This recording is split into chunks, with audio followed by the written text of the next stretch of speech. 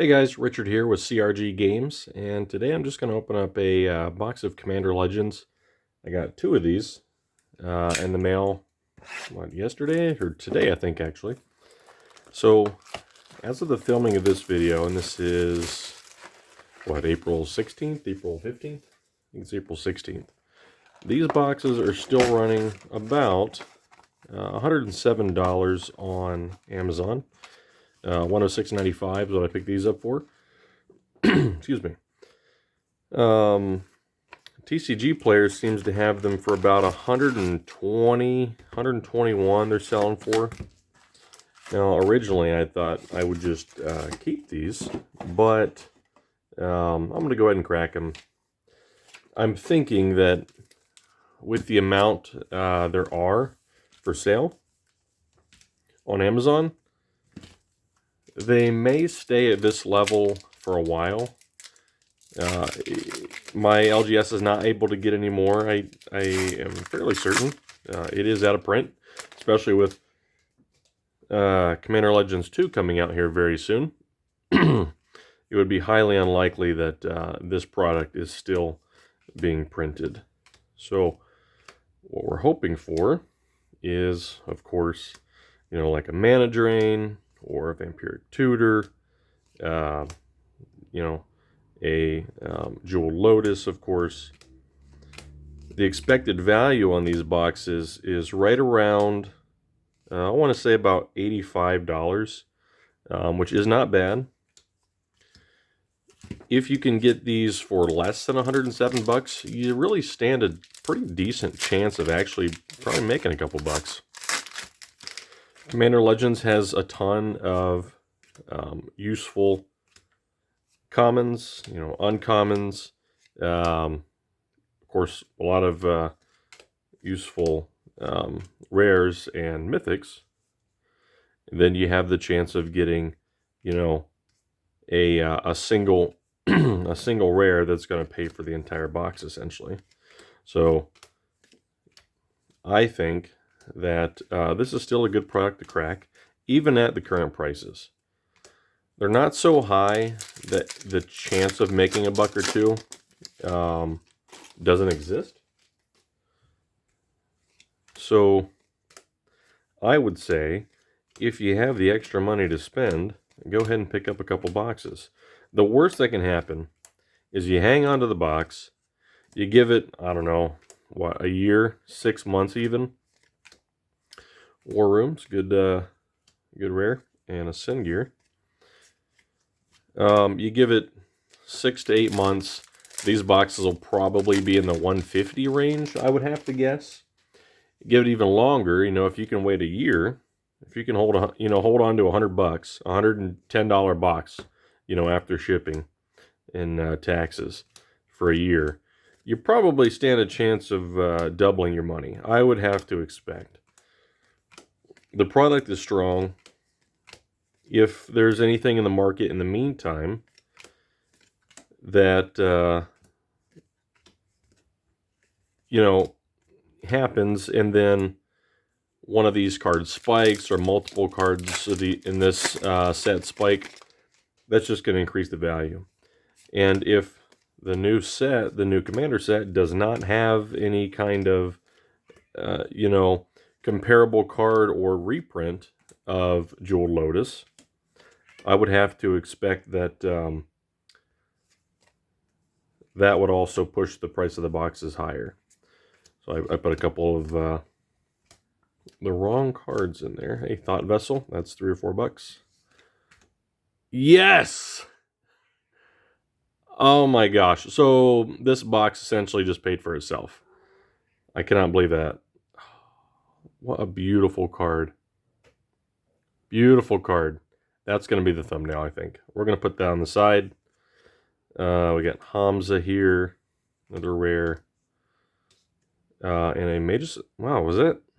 1, 2. There's a mythic and 2 rares in the same pack. That's probably the best Commander Legends pack I've ever opened. So I'm excited.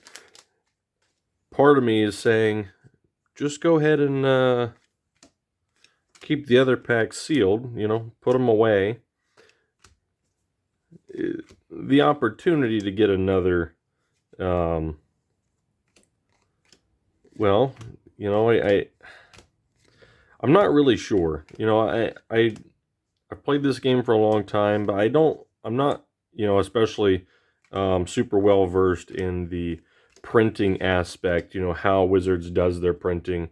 If there's the opportunity to get, you know, 2 Jewel Lotuses in a box or what have you. From what I understand, the likelihood of getting that is extremely, extremely low. But I think it's not impossible. I just don't really know. If that were to happen, this would have to be like the best Commander Legends box ever. I've never seen that happen. Vow of Duty. I don't know if you guys have seen, but this card in foil is kind of funny looking because the entire suit of armor is foil, except for the head. It looks a little bit goofy. 3 visits. There's a couple bucks.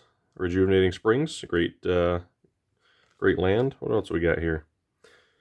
Keyleth, Rayav, and Rexage. And the cool thing is, I've mentioned this before, these later printings of Commander Legends do not have the Pringles that the previous printings had. So most all of these cards are going to be nice and straight. However, I have noticed that if you get to a spot, you know, with some wild humidity swings, they can start to curl just a little bit, but that might be all of the, you know, every card. So we got a Quain and a Hellkite Courser. Mythic Rare. Let's see. I don't even think we're halfway through the box yet. We've already made the money, essentially. That, the Thought Vessel, the 3 visits, that's probably pretty close to the cost of the box. I checked a little while ago. I believe the Jewel Lotus is still hovering around $80 or so, $80, $87 I think I saw. I have not checked recently sold listings to find out what those are. Armored Sky Hunter. We got Ich Tekik. Put them over here. Breaches. And a Pirate's Cutlass. Yeah, so I think it's still it's sub $100, and if I remember right, the actual foil version of it too is not really that big of a premium over the regular one. Personally, I've never seen one pulled, you know, like at my LGS or anything. We've pulled a couple Jewel Lotuses here and there, but not enough to, you know, be anything crazy. That Return to Dust, that foil Return to Dust, that is just awesome. The foiling on that is amazing. So I think this is about the halfway point. You know, of course, we're hoping for like you know, a Vampiric Tutor, Mana Drain, you know, maybe a Jeska's Will. Jeska's Will, I think, is hovering around $16 to $17 TCG low. Still a great card. You got Sakashima of 1,000 Faces, of course. It's another big hit. Mnemonic Deluge, I believe. That's got a little bit of value there. Kodama. Wow, look at that. This box is probably one of the best boxes I've opened. A foil Vault of Champions. I don't think I have this, so I'll probably keep that one. And a Kodama. I think this is the best box I've ever opened. And I thought I was going to damage the cards inside there. Alright, getting a little wild here. What I need to do is make basically like a single box tray for cracking cards. So I can put all my stuff. I like to separate everything while I'm doing it. That way I don't have to do it later. Because what I'm going to do is sort these all by... they're already sorted. They're already the same set, so I'm going to sort them by color, and then I'm going to sort them alphabetically when I'm done. And at some point, I will list these. You know, try to recoup a little bit of my investment. And every card has value. I think MTG Bulk Kings, he said that. And I believe that's true. Before I found his channel, I'd been selling singles for a little while. And it's kind of refreshing to see somebody else who believes that even at a penny, that's still value. That's still valuable. You can make a fortune a penny at a time. You're going to have to sell a lot of cards at a penny, but it's not impossible. Individual Magic sellers would not be the first people that have done that. I got an Averna and a Fertilid. Oops, that's a rare. And of course, you guys can't tell, but these cards have that Commander Legends smell. Anybody who's opened Commander Legends knows that these cards have a particular smell to them that other cards don't. I don't know why that is. You know, I noticed that from the very first, that's an artifact, from the very first pack I ever opened. Actually, if I remember right in the beginning, they were very strong. The scent of these cards, very almost chemical-like. Why that is, don't know, but it is what it is. So, we've got about 7 packs left to make our money here. It'd be real neat if I could make the money back on the box and keep the Jeweled Lotus. That would be preferable.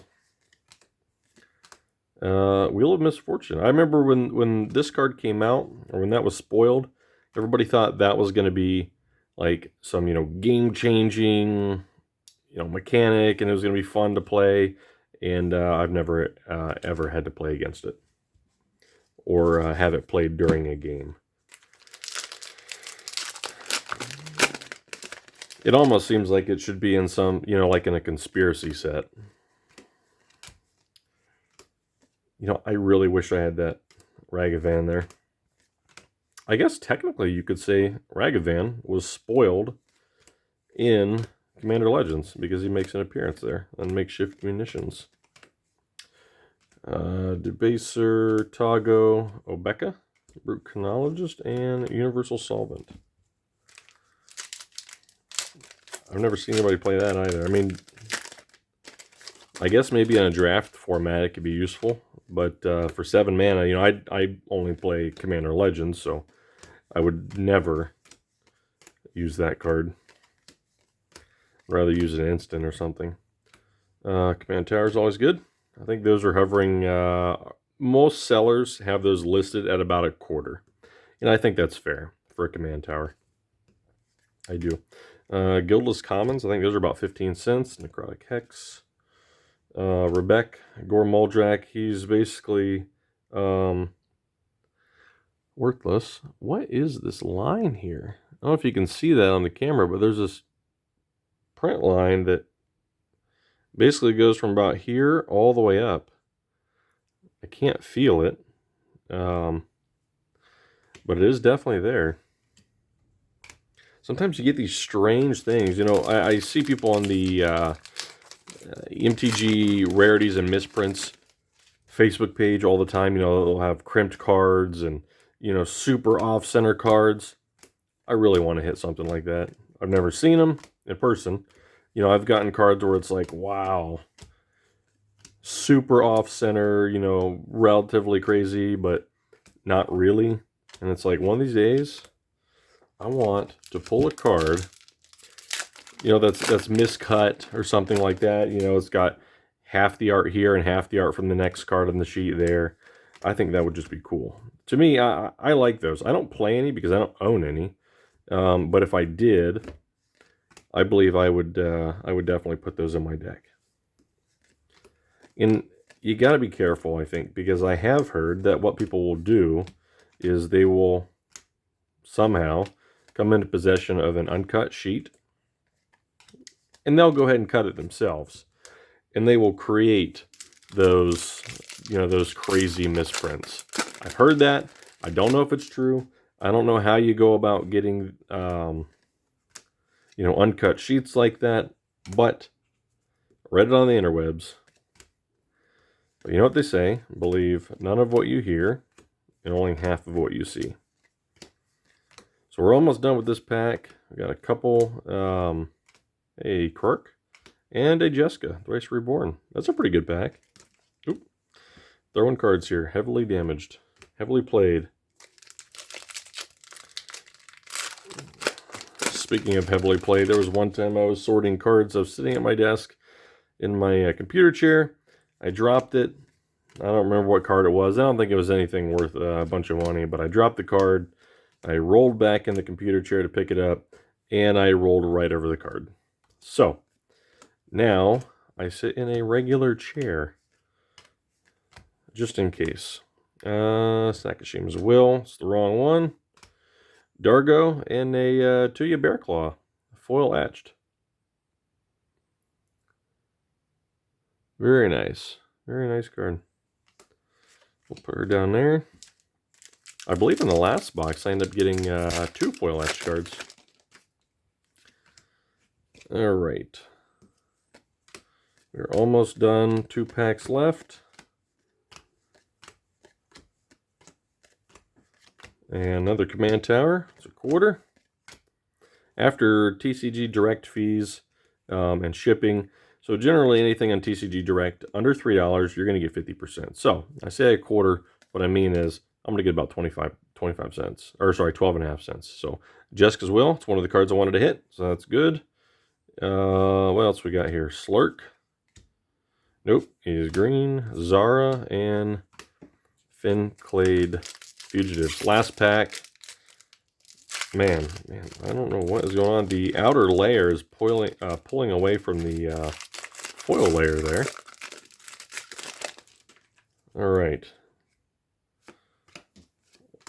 Let's get something good.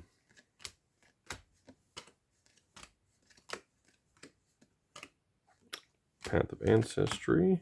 Okay, Dragon. Court of Ambition. That might be $1. Hans Eriksson and Elvis Visionary. So unfortunately, nothing crazy, but this was a good box. This really was. Jewel Lotus. Look at that. The centering is really good on here too. Surface quality looks great. The back appears to be maybe slightly left to right shifted there. There is a print line right across the bottom there. It is faint. Is there a print line on the front? No. There is a spot right there. Okay, that was just a speck of dust. Whew. Thank goodness. So I always put my cards in especially the expensive ones, very gently in a perfect fit. And you got to be careful. You can't just willy-nilly throw these things in, because what's going to happen is the opposite corner that goes in first, it doesn't seem like it, but these edges on these sleeves can catch that corner and tear it up. It'll tear that top layer, and now you've essentially got an LP. So you got to be very careful. Normally I use the Dragon Shield sealables. That's probably what I'll put this in, unless I decide to keep it. So again, this is Richard with CRG Games. This was a great Commander Legends box. I have one more. I can't decide if I'm going to open it or not, but if I do, you guys will be the first to see. So until next time, we'll catch you later.